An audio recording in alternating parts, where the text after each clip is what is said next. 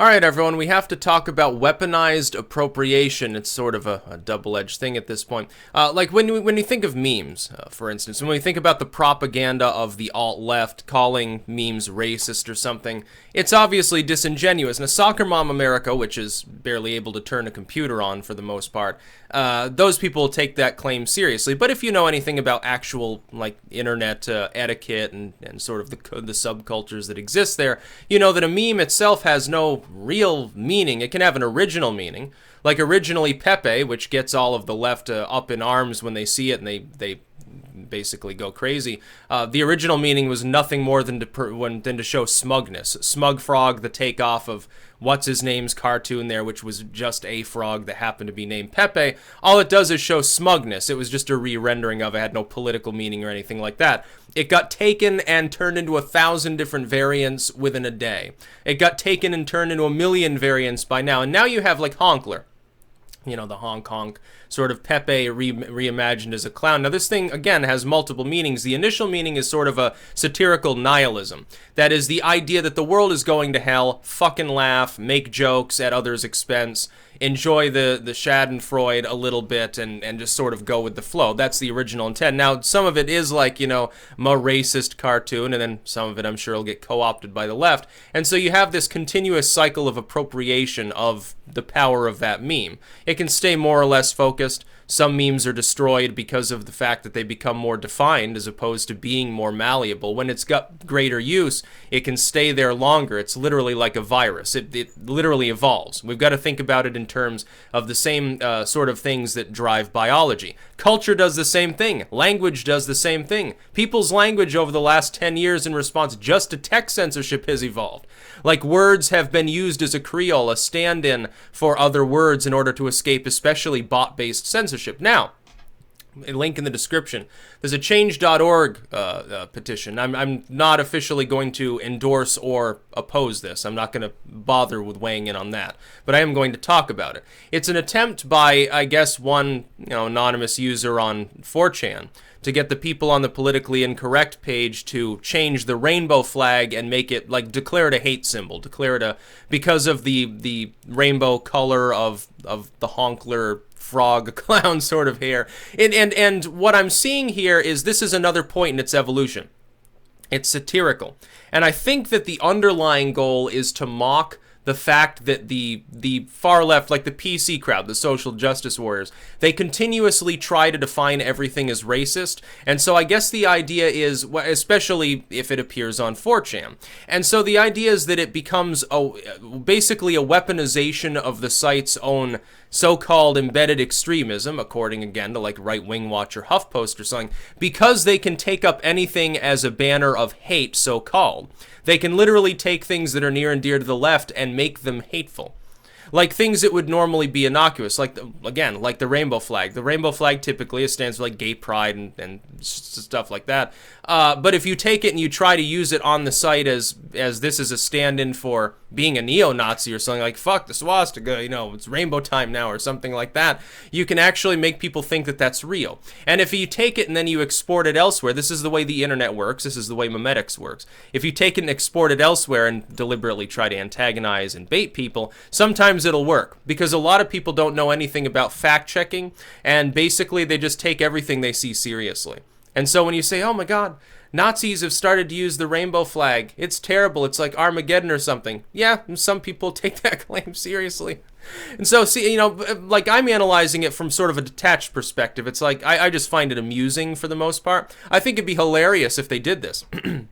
Because for 4chan, think about it, yes, 4chan's mods should do this, I'll tell you why. Because it would be a good satire of exactly the sort of people that eventually are going to come calling for 4chan. Eventually they're going to try to kick it offline. They haven't dared to so far. They haven't dared to because they don't want to, look, they like to poke hornets' nest, but this is one hell of a fucking hornet's nest. There's a big difference. You get a couple of hornets that are trying to nest in your attic, and maybe you like squirt some chemicals on them, or you poke them with a stick, fucking whack them out. You can fuck around with them. But if you were to stumble, if you're just walking in the woods and you stumble up, you hear a buzzing noise, and it takes you a fucking mile of walking to get to where it's coming from, and all you see before you is a 100-yard wide crevasse that's just filled with nothing but a cloud of hornets. You probably don't want to walk in and start urinating on them. It's probably probably going to kill you if you do. And so these people haven't really done anything about 4chan. It's like literally, they're terrified of it. I find it funny. As a long-term user, by the way, I find it intensely amusing, and I also find it very pleasurable to be part of a site, you know, in an anonymous form, obviously, that includes sort of that aspect of total chaos. I think it's fucking wonderful. Yeah, it's basically cyberkrieg when you think about it. It's basically a war policy online. Yes, you can appropriate. Memetics is a wonderful thing. It's a form of propaganda. It's also a takeoff of linguistics. Trust me, study linguistic anthropology, just on the basic level. Study psyops and linguistic anthropology just a little bit. You know, the basic rudiments of propaganda, of linguistic control, censorship, like the history of it, especially from the Soviet or the Nazi periods. Study some of these things. You're going to begin to see the world in such a different manner. I mean, it's amazing. It's like when I took it years ago when I was in college, I took linguistic anthropology basically because I had no choice. I didn't want to take, what was it? There were 4 basic anthro courses and you had to take 3 of them. And I took cultural anthropology. And then I took, I think it was biological anthropology I didn't end up taking. That was the one I didn't want to. And so I took linguistic instead. Because it sounded, you know, it's not very interesting, but I'm like, well, I'm going to be studying words. It'll be easier than worrying about hominids because, you know, all the classifications and shit. It was interesting. It was actually one of the best courses I ever took. That or maybe logic or something like that. By the way, logic is really more about math than anything else. At least at the introductory level, it's rather funny. No, definitely, this is a funny idea, actually. And it could work, because if they started doing this, you know that the tabloid clickbaiters of the legacy media cannot help but report on things like that. If it happens, they wouldn't be able to help it. So yes, there would probably be like a Salon article and a Vox article and Huffington and Right Wing Watch, certainly. Like Holt, I guess he gets paid at this point to shitpost on 4chan. I wonder if these people don't make their own shitty posts and then cap them as though they weren't the ones making them just in order to get a hot scoop. Oh my god, Nazi post Nazi stuff here. Like, it's a slow news day, so you make your own news. I wouldn't be the least bit surprised if that happens. Especially with these techie people, they, you know, sort of the younger crowd that's getting employed by these companies. These old fucking fogies, they don't know anything about 4chan. No disrespect. I know, some people are like, well, Sticks, you're a little ageist. Okay, well, I'll be old someday too, and I probably won't know quite as much about, you know, technological goings-on as someone who's half my age.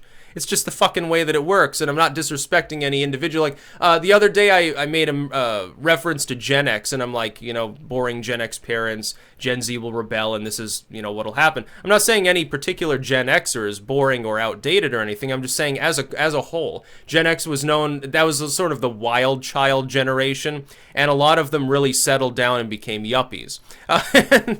And so it's just an observation of the impact that may have on Gen Z music, basically. That was basically what I was trying to say. If you're like in Gen Z, Generation X, that's fine. Like, I don't frown on anyone as individuals. But unfortunately, when we talk about demographic shift, we have no choice but to use collectives.